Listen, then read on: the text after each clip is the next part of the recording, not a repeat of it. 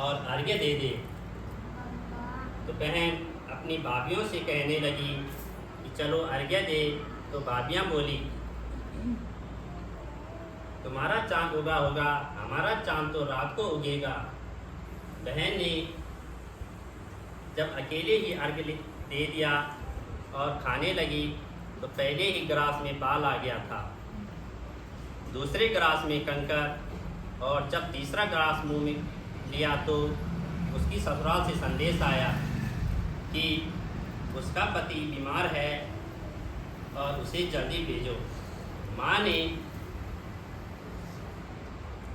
जब लड़की को विदा किया तो कहा कि रास्ते में जो मिले उसके पाँव छू लेना। अगर जो कोई सुहाग को आशीष दे तो पल्ले में गांठ लगाकर उसे कुछ रुपये दे देना।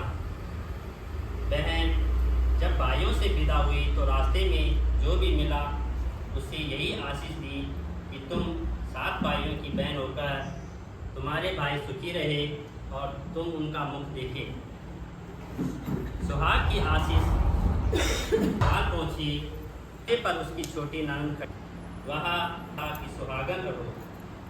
यहाँ सुनकर पल्ले में गांठ बांधी और ननद को सोने का सिक्का दिया कि उसका पति धरती पर पड़ा है, तो वह उसके पास जाकर उसकी सेवा करने के लिए बैठ करवा दे।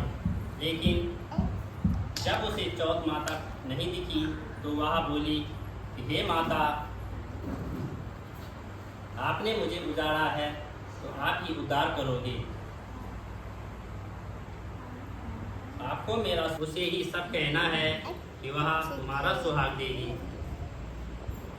माँ की चौथ आकर चली गई और फागुन की चौथ भी आकर सर्व सुहागन गड़बड़ा, सर्व सुहागन गड़बड़ा,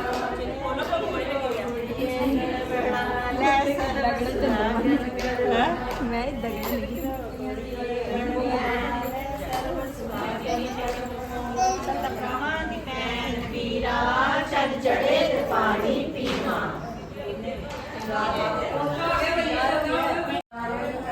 बड़ा बटाया गोविंद जोली पाया, आट लिया अटेर लिया, कुंभ चढ़खड़ा पेड़ लिया, मान पैर पा लिया, सुतड़ा जगा लिया, दुसड़ा मना लिया, सुई धागा पा लिया, कुड़िए गड़बड़ा, मैं सर्व सुहागन गड़बड़ा, सर्व सुहागन गड़बड़ा, कुड़िए गड़बड़ा, सर्व सुहागन गड़बड़ा,